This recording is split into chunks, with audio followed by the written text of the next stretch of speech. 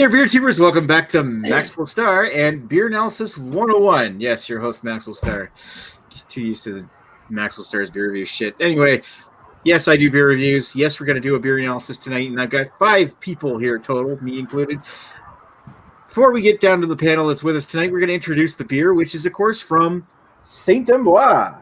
Ooh. Actually, one of my favorites from this brewery, which is their classic Oatmeal Stout.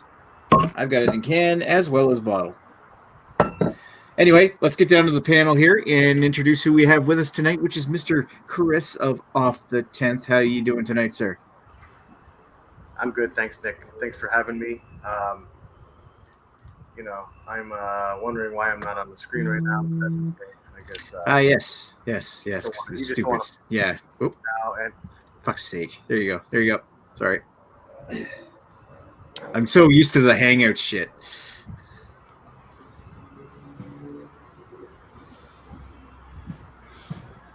It's coming. Are you done?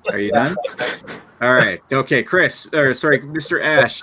Ashley Sexton. Hey. This started already going downhill. Yeah, how's it going? It's great. That's awesome. It's going. Cheers. Thank you, Ash. And of course, you got Saint-Guy of the Oatmeal Stout, Oatmeal Stewt. Very astute to be here. Very astute observation there, drinking in Canada of the YouTubes, formerly Beer Guy Reviews. And of course, our friend Guy, who is here with us special tonight because he wanted to be part of this Beer Analysis 101 when we eventually did it. And thank you for coming. Glad you made it. 10 out of 10. All right. We know his rating, so we can leave now. All right. Bye-bye. I'm kidding. And of course, last and certainly least, we got Greg here drinking a Perrier, cleansing his palate before the show starts. How you doing tonight, Greg? Fuck you, Nick.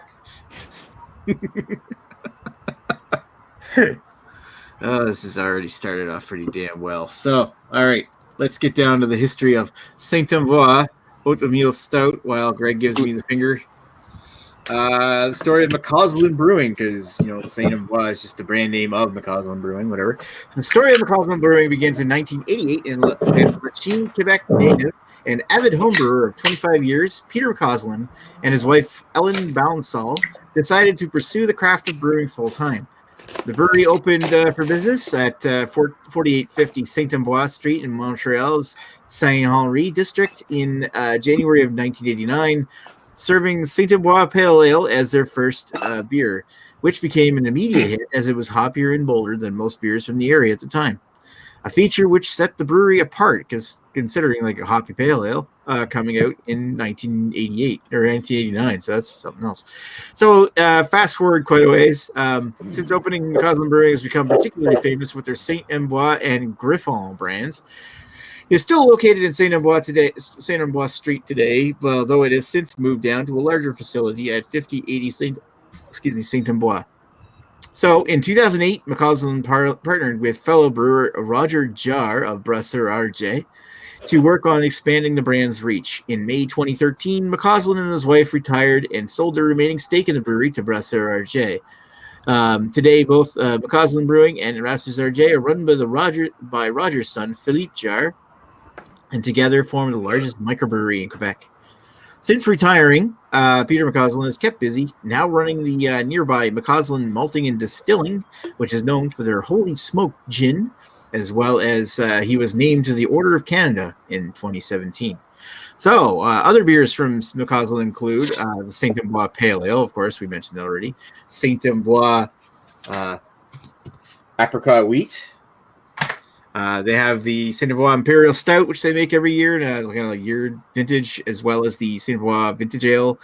They also have their nice Scotch Ale, a Baltic Porter, a huge, extensive series of IPAs, including the IPA, Double IPA, Black IPA, Grapefruit IPA, Tangerine IPA, New England IPA, Brewed IPA, blah, blah, blah.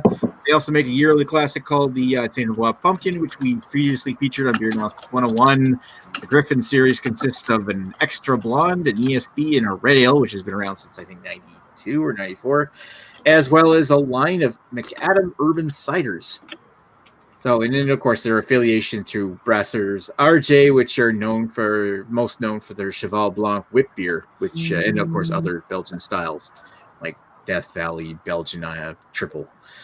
Anyway, so St-Ambroise Oatmeal Stout, tonight's beer, of course, is a 5% ABV, 45 IBU oatmeal stout brewed with Cascade, Willamette, and Golding hops. It is a multiple award-winning beer. Amongst its accolades are 9 platinum medals awarded at the 1994 World Beer Cup. Back when there's not much competition. Gold at the 2012 Canadian Brewing Awards when competition was heating up, and gold at the 2011 Beverage Tasting Institute Awards. So it's a pretty well-rounded beer. So let's go down and take a look because we got a pile of comments. Anybody want to read them, Mash? I'll do it, man. You'll do it? Greg's going to do it? No, I can do it. All right, good. Ash will do it. Okay, we got Eric Gilbert. He's okay. Yeah, he was just like, Greg must have gotten his massive blog.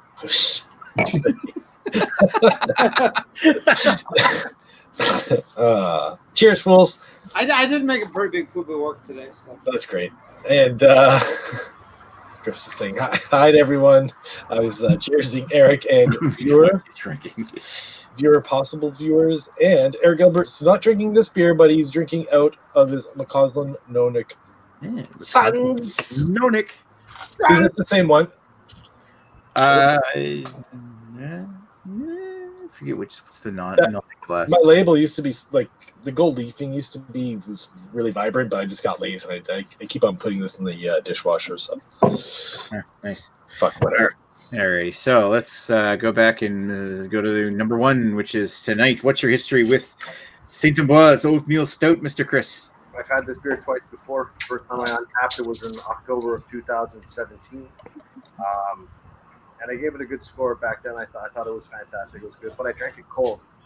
And the second time I had it, I don't remember. And then now I'm having it, and it's at room temperature. And yeah, and we'll talk about that, what I think of it now at room temp. And the actual, well, it's actually a little bit cooler than room temp. I actually tried to serve it at the actual between 5 and 12 degrees C. So I'll let you guys know what I thought of it. But that's my history on this one. That's not a very big history. I'm not a huge fan of this brewery. This is the only beer from these guys that I actually quite enjoy. But other than that, that's it. That's my history. All right. Let's move over to number 2 on our list, which is, of course, Mr. Ash. Yeah. Good. I've had this a handful of times, not very often, but it actually doesn't show up in my LCBOs very often. So maybe just like a few times a year. So I've probably had it like maybe half a dozen times. Nice. Not like hugely extensive, but no, not at all. All right, so here's going to be half the episode. Let's talk about Guy's experience with sexy Saint Guy, who's checking his phone right now. Come on, checking the date on there, but I'm not sure when that was. But yeah, having that beer, like before I was starting beer reviews, like I would just go to a beer store and buy like I think I only had 12 packs back then. Yeah, that and the apricot, but that one I've been drinking like since I don't know. So I got you drink Guinness, then it's like the next dark beer I tried after that. So like, just freaking really like that beer. Nice. All right. Pretty. October 4th, 2012, when I first reviewed it on YouTube. All right. And Mr. Greg, what's your history with this beer? fuck you, Nick. That's good enough for me. All right. Come on, Greg, really. Okay, on according to Doc, it's I don't know. I had it sometime I think for the first time 2012 or 2013. My Untapped one goes 2014, so I have no memory past then. I've untapped it 4 times. I've probably actually had it about 10 times, so just a titch more than Ashley, but not much. It's always been sort of among the St-Ambroise beers where I have them every now and then. I'm not really blown away by any of them, but I like them all. They're all pretty good. Every once in a while I see them in the store. I'm like, oh, I haven't had this for a while. I'll have it. And I'm never really disappointed by them. I'm never really blown away by them either. Nice. That's that. All right. Okay, so for my personal history with this beer, I'm not 100% certain when the first time I ever had this. It was sometime in that 2009, 2011 phase before I started doing beer reviews and I was experimenting with craft beers. I'm going to guess probably like 2010 was around the first time I had this. And it was actually like one of my favorite stouts at the time. Like you could get it in the 12-pack of bottles like this. Not 12-pack, 6-pack of bottles. And it was just easy enough to buy a 6-pack of this stuff and just enjoy because both me and my late fiance loved this beer. When I reviewed it, I finally reviewed it as review number 96. And yes, that's my old virtual boy there. Oh, Episode 96, which was recorded in 2011, July of 2011. And yeah, I really liked it back then. So, but I'll share my thoughts, of course, now or later this episode with what I think now of it. Yeah, one thing I do, I guess I should say is that I do buy this every once in a while. I'll buy it maybe once or twice, not as often as maybe I as how much I like it indicates, but I'll buy like maybe a 6-pack of this like maybe twice a year. And one thing I really like about this beer is that it actually ages fairly well. I've actually bought these and aged a couple of them like for 6 months just to see how well it would react. And it actually smooths out quite a bit, but we'll talk about more of that later. Obviously, I didn't age any of these for tonight. Let's get down to the comment, I think. Eric Gilbert is drinking a Eagle Bombardier. Yeah, Where's did I get that right? I don't see it. Oh, there it is, right there. And yeah, that's it. Eric Gilbert, not Gilbert. And of course, he's talking about how he's drinking it out of a Crown Monarch. Yeah. Nice. He says, cheers, Chris and Sexton. He doesn't say cheers to me, you asshole. Yeah, no. Well, you didn't say hi to him, so. Well, yeah, I suppose he didn't. Hi. Assholes. Hey. All right, so let's move along. Probably a little early to go down to the thoughts. Let's talk about. Let's go back to Guy and see how much do you really love this beer? Tell us your story. It's not, and well, now I never ever put it in the fridge. It's just on the ground. You just leave it outside the fridge. Are we doing tasting notes now, or just how much I love it? Well, we're just making conversation before we get down to our final thoughts and ratings. just We're pretend you're going through tonight's episode pretty quick. If So I could afford it, I would just drink this as like a coffee every freaking single morning. Well, it does This have is the okay. This is the only beer that makes me like hyper and horny. Wow, Wow. it's like it's like Mama Juana. That little hint of vanilla in it, making like an aphrodisiac. That just killed the conversation right there. All right, First one done. first one done. Oh, you gonna? Oh, is he gonna crack open the next one? doing a gauntlet. Hey, what's going on? You should do Oh, it. should I? A St-Ambroise gauntlet. But these they foam up though, so it takes a while. Well, you got to let it sit. Like get like a couple of those mass glasses, like the What? 1 liter glasses. I heard you got to slut it stick. Slut stick. Yeah. Slut stick. Just like that. All right. And of course, Eric Gilbert says, "Geez, cheers, Maxwell." Thank you, sir. Cheers back. Jeez. Jeez. Gee whiz. Gosh. Fromage. Fromage Gilbert. Ma poisson est cassée. Où est la bibliothèque? Bonjour. That's a sexy glass there, Guy. The brew. Took de brew. All right, so for you. we've had our feature of Guy for the night. So let's go over to Mr. Chris and see what's your thoughts about this. Yeah. This is better than I remember now because of the fact that I'm drinking it between 5 and 12 degrees Celsius. I'll be honest with you. This is super, and I know what Guy was talking about. When he leaves it on the floor, he never puts it in the fridge. And there's a reason for it because this one does taste better once it's warmed up. And you know what? I'm digging it. It's an easy oatmeal stout. I mean, this is a no-brainer. Today, actually, a real quick funny story. I was at Brewed and Bottled today in Lewiston, and while I was paying for my beer, but that I had a dude behind me telling me that he's from Toronto, and I was telling Chris over at Brewed and Bottled that we're reviewing this beer, and the guy behind me is like, fuck, that St-Ambroise Oatmeal Stout was my transition beer because this guy lives in Toronto. He's like, I really enjoyed this beer. Like he goes, I was drinking Guinness all the time. And I tried the St-Ambroise, and in fact, when he first had it, it was nitroed at some bar in Toronto, and he said it was way better than Guinness. And I'm like, well, yeah, because there's other things out there besides Guinness. So he really enjoyed it. I'm really enjoying this one actually. It is a little bit thin though, and I'm gonna do a shout out to Paul though on this one. I mean, it's 5% alcohol. You're not expecting this to be full body or medium. It's pretty thin. Tastes are on point. I mean, the bitterness is nice on this one. Not as much chocolate as I was hoping for, like a chocolate flavor I was hoping for on this one. But other than that, you get the good coffee note on it. The mouthfeel is like I said, it's pretty thin, but it is creamy. The head did disappear quite quickly, and yeah, I don't know what else more to say on this one. It's a decent beer. Like I said, this is my favorite beer from these guys. Not a fan of the apricot or well, the pumpkin's not bad, but yeah, it is what it is. Other than that, I'm done. So you know what? Let's do my rating for style on this one. They do it quite well over at St-Ambroise for an oatmeal stout. For style, I'm giving this one an 8.5 out of 10. And for personal enjoyment, you know what? I'll give it a 7.5 for personal enjoyment. It's good. I'll never turn this away if anyone offers me this one for sure. That's all I got. Yeah. Nice. How we stay professional. Thank you. Exactly. All right. Mr. Ash, what's your thoughts? You're muted, Ash. You're muted. Oh, poor Ashley. So professional. There we go. Okay.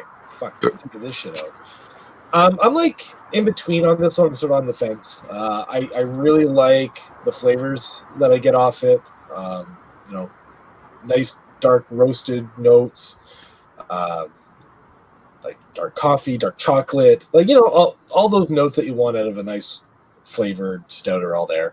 I just don't like the thinness of it. It's pretty thin, and I get a more of a copper coin on the back end, is like on the finish. It just sort of comes across a little copper coiny, a little thin, a little watery. Too many dark malts, I guess. I don't know. I really like this. Like looking back on my old Untapped, when I tapped like 2.5 years ago, I really liked it. I would probably drink it again, no problem. But it's, you know, it's a step above Guinness for me. But you know, I can get some better ones, I guess, locally. Yeah, it's good.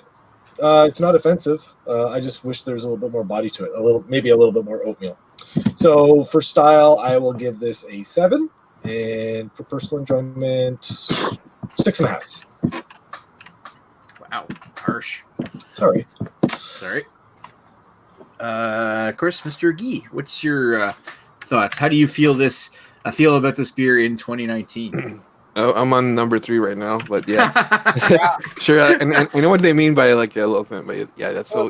For me, it's a freaking sessional like style. It's like holy shit, it's so good. And it's like I got the coffee, the chocolate. Like I love black coffee, so like personal enjoyment. Sure, I had better stouts and thicker, so I'll go 9 out of 10. But like overall enjoyment, I'll just go 10 out of 10. So style 9, 10, 10 for overall. Yeah, damn, you love this thing. Oh, all right. Yeah, that's awesome. Let's go over to the racetrack and see the play-by-play with Mr. Greg, who's reading his phone. Oh, fuck you, Nick. Fuck you, Greg.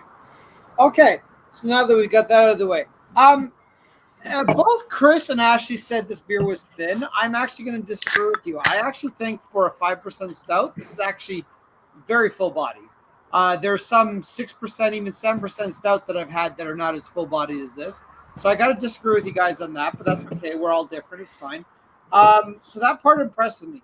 The flavor is kind of weird because when you first drink it, you get a good dosage of like stouty, kind of chocolatey flavor. Then it kind of thins out, like almost like what Ashley said, kind of you get that copper coin, almost like a British IPA kind of taste, or bitter, whatever you want to say it is. And then it actually has a decent finish. Like you got like some...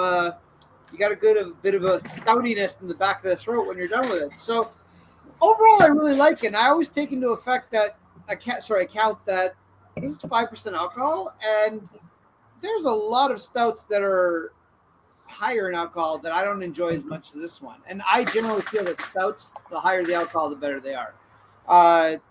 Obviously, I'm going to go with my standard disclaimer. This would be better if it was Imperial. If this was 10%, it would be much better than 5%, at least double as good as it is right now. But I'm actually rather impressed by this. I do like I say, I do like St-Ambroise stuff. I enjoy their apricot. I think their pumpkin's one of the best sort of regular pumpkin beers. You've got some really good like barrel-aged pumpkin beers and shit now, but of regular pumpkin beers is still one of the better ones. And even their pale ale is not terrible. But yeah, I quite enjoy this. I'm going to go with a style rating of 8.5. I actually feel I'm rating this a bit low because I feel oatmeal stouts kind of suck generally. So I probably should rate this higher, but I feel an 8.5 is kind of a place where I feel it's at. And my own enjoyment, I'm actually surprised, but I'm going to give this an 8. I thought I'd give this a little lower, but I'm rather impressed by this. Nice. And I kind of agree with Guy on the fact that I feel it, maybe not mouthfeel wise, but I think flavor wise and probably alcohol wise, it is pretty sessionable. Like I feel you can probably drink 4 of these in a night and still be okay. Nice. Second. A little technical difficulty here. Okay, Nick, just pinch the head.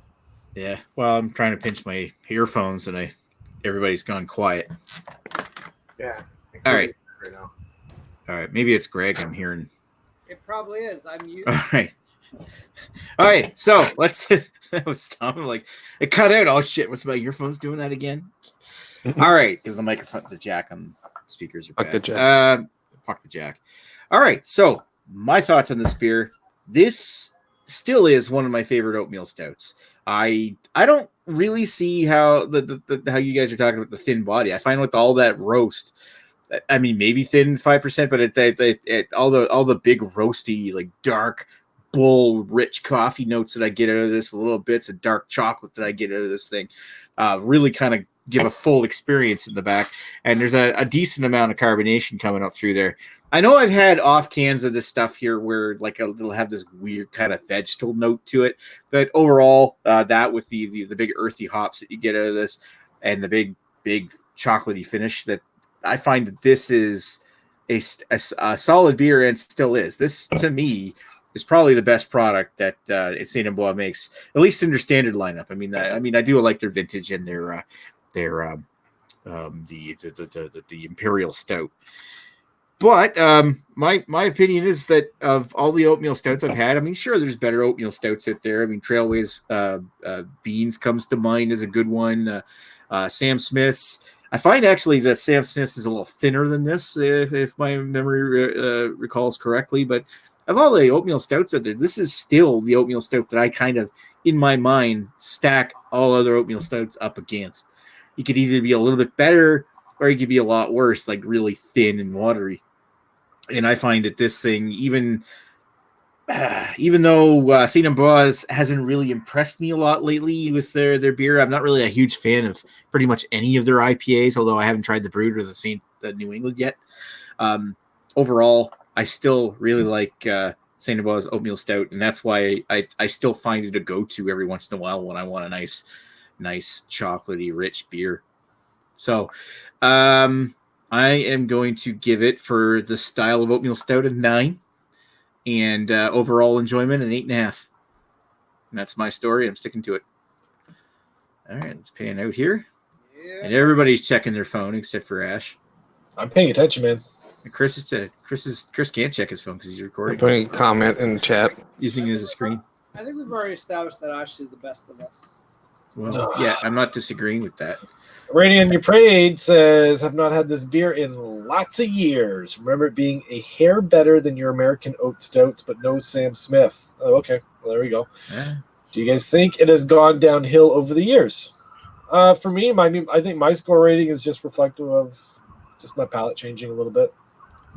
I actually, going by my very, very questionable memory, I feel this has improved since the last time I've had it. Now, I probably haven't had it for about 2 years, so there we go. I don't think it's really changed. I mean, my palate's gotten a little bit different over the years, of course, but as far as this goes, it's still a solid beer. And a gassy. I think I like it out of the bottle a little bit better, though.